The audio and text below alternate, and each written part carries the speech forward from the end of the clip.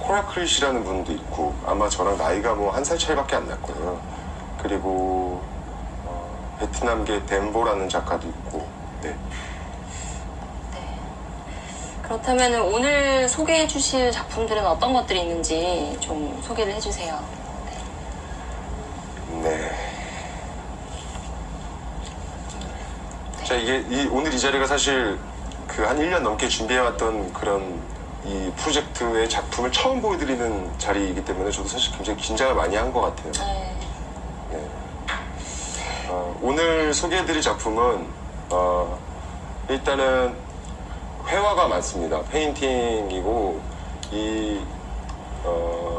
다 회화는 아니지만 28개가 저희 그 프로젝트에 있는데 28개라는 로트 넘버를 정한 것은 작품이 28개라는 거는 제가 28살이라는 어떤 그런 또 상징적인 거를 좀 소더비즈와 그거를 한번 해봐도 재밌겠다라는 생각 때문에 이렇게 모아오게 됐습니다. 근데 이 작품들은 사실 지난 1년 동안 정말 한 100개의 작품 중에서 28개 정도 추린, 정말 고르고 고른, 정말 모두가 신중하게 고른 그런 작품인 것 같아요.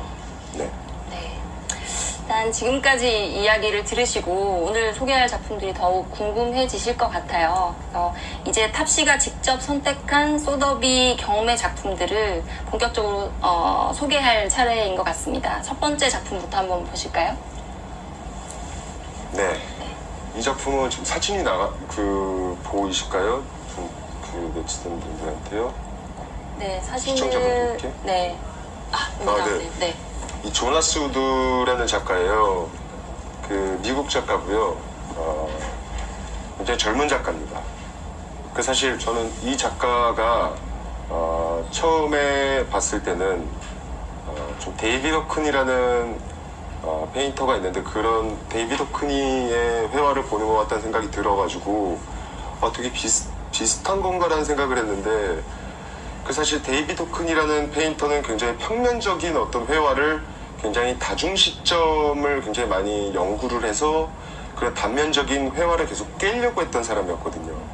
근데 이 작가는 이렇게 보면은 컬러감이나 이런 게 굉장히 경쾌하고 독특한 컬러들을 쓰는데 어떻게 보면 굉장히 현대판 인물이 있는 그림들은 굉장히 오히려 더 이렇게 현대판 초상화 같기도 하고 그 포트레이트나 이런 것들이 그 모든 것들이 굉장히 다이렉트하고 직선적이에요. 저도 처음에는 좀 적응이 안 됐던 것 같은데 그게 이게 보면 볼수록 이게 진짜 좀 이 다이렉트한 게 어떻게 보면 옛날 예전 작가들은 굉장히 어떻게 하면 회화를 2차원에서 3차원 3차원에서 4차원의 시점 사람들에게 어떤 것들을 이렇게 바꿔서 보여줄까라는 거를 이렇게 고민을 하던 게 작가들한테 가장 큰 고민이었는데 이 사람은 이렇게 다이렉트하게 표현하는 것이 어떻게 보면 굉장히 세련된 것 같다라는 생각을 했어요. 근데 이 사람이 예를 들어서 어떤 공간을 그렸을 때 굉장히 일상적인 공간을 그려요. 자기 자신의 아이의 방도 그리고 어떤 사무실도 그리고 그런 그림들을 그리는데 그 그림 안에 있는 공간에 놓여진 어떤 가구 위에 올려진 화병이나 그리고 어떤 장식품들 그런 것들이 항상 있는데 공간감이 사람이 이게 어디 원근감이 무엇이고 어떤 공간감이 있는 것이라는 거를 되게 헷갈리게 만들어요. 너무 다이렉트해서 그 안에 또 예를 들어서 집에 어떤 장롱이 있으면 그 위에 화병이 있고 그 위에 또 그림이 걸려있게 그리는데 그 안에 있는 그림도 저 그림은 또 어떤 그림일까라는 궁금증 갖게 하는 어떤 인물들이 항상 그려져 있거나 그 모든 공간을 뒤죽박죽 섞어놔요. 다차원적인 각도. 네. 그게 되게 재밌어서 계속 들여다보게 만드는 매력이 좀 있는 것 같아요. 근데 또 웃긴 거는 이 사람이 그리는 어떤 인물이 들어있는 그런 포트레이트 그림들은 그림자도 없어요. 그러니까 이게 진짜 이 공간에서 빛이 어디서 나오는 건지 또한 그냥 무시를 해버리는 게 오히려 사람들한테 되게 다이렉트한 표현 방법이 전 되게 세련된다고 생각을 해요. 얘기를 듣다 보니까 저도 이분의 포트레이트를 한번 보고 싶다라는 생각이 들 정도로 지금. 네, 근데 그 포트레이트보다 전 사실 이 시리즈를 더 좋아하는 게 일본인 아티스트의 와이프가 있어요. 그 와이프가 시오 쿠사카라는 어떤 그 세라믹을 만드는 작가입니다. 근데 그 세라믹을 만드는 여성 작가가 본인의 와이프가 만든 그 세라믹 작품을 이렇게 그림으로 그려요. 이렇게 다이렉트하게요. 그러니까 그거 자체가 너무 전 예쁜 것 같아요. 그냥 그런 어떤 서로 영감을 주고. 그러니까 이런 거 안에서도 사실 되게 단순할 수도 있는데 이런 되게 또 어떻게 보면 굉장히 좀 이런 경쾌한 컬러들이 좀 자칫 잘못하면은 좀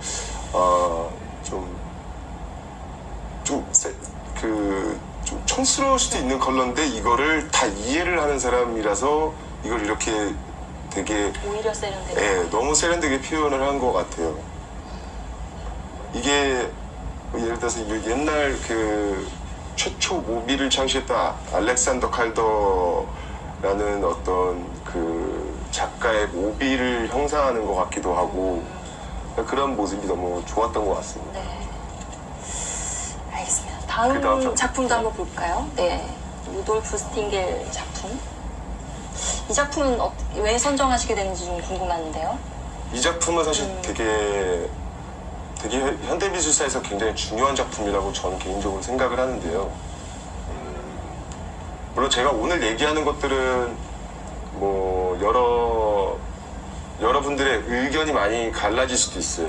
근데 이거는 그냥 어쨌든 미술이라는 거는 기본적인 어떤 작가의 개념을 무시하지 않은 채로 그냥 개인이 받아들이고 싶은 만큼 받아들이는 것이 미술이기 때문에 저는 이것이 굉장히 중요한 작품이라고 생각을 하고요. 이 작품 같은 경우에는 이 루돌프 스팅겔이라는 작가는 그림을 정말 멋있게 정말 잘 그려요. 근데 이 작가는 이번 항상 새로운 것들을 새로운 개념들을 항상 이렇게 뭔가 이렇게 구축해 나가는 작가. 근데 사실 현대미술이라는 게 그림을 잘 그린다고 그렇다고 아이디어가 좋다고 이렇게 되는 것이 아니라고 생각을 하거든요. 근데 이 작품 같은 경우에는 관객들에게 직접 작품을 참여하게 내버려뒀어요. 그러니까 어떤 굉장히 커다란 공간에 본인의 전시 때 굉장히 그러니까 모든 벽을 셀로텍스라는 어떤 그냥 스티로폼 같은 거죠. 스티로폼 위에 은색으로 이제 한 공간을 다 덮어놓고 이 전시를 보러 온 관객들한테 어떤 뾰족한 그냥 펜이라든지 뭐 이런 것들을 줘서 낙서를 하게 했어요. 그래서 그냥 뭐 나 왔다간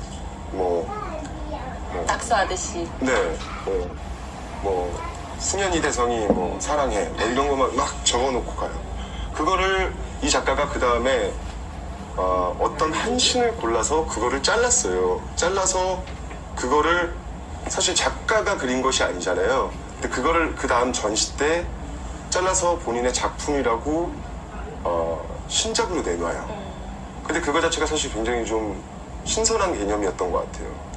왜냐면 그 작가가 어쨌든 다듬어낸 그 커다란 공간에서 한 신을 골라서 어떤 한 장면을 골라서 잘라서 그거를 그러니까 그걸 어떤 밸런스를 이렇게 어떻게 맞추느냐도 너무 신기한 것 같고 그렇게 해서 걸었던 그림이 너무 그 밸런스가 너무 세련되고 너무 멋있어요 항상. 그러니까 이 작품도 그렇게 탄생한 작품. 이거는 근데 또 그 다음에 나온 거예요. 그 다음에 나온 것이 그 스티로폼의 작품을 또 다시 작가가 어떤 카퍼라는 소재, 그러니까 어떤 브론즈 같은 소재가 있는데 그 소재로 한번 주물을 또 떠서 그거를 또 한번 뒤집어서 생각을 한 거죠. 그러니까 그 관객이 만든 작품을 자기의 것으로 다듬어서 자기 작품으로 만들었고 자기의 작품을 뭔가 이렇게 또 다시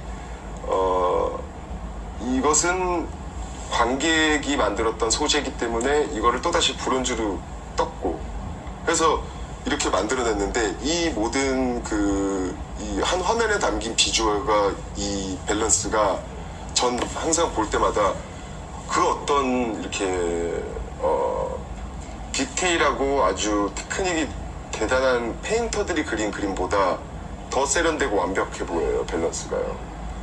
그러니까 어떻게 보면 사실 현대미술을 보는 분들 중에서 그러면 저거는 손에 코 묻히고 그냥 코 품격이네라고 얘기를 할 수도 있어요. 직접 그린 게 아니라고. 네, 근데 사실 이거 자체가 사실 이런 개념이 현대미술에서 저는 그런 것들에 되게 빠졌던 것 같아요. 뭔가 남들이 생각하지 않았던 것들을 항상 이렇게 추구하려고 했었고, 옛날에 요셉 보이즈라는 작가도 그 사람이 했던 명언 중에서 모든 사람이, 이 세상의 모든 사람이 예술가라고 얘기를 했던 말이 있는데, 그런 것을 다 이렇게 어떻게 보면 계속 이렇게 실천해 나가는 것 같아요.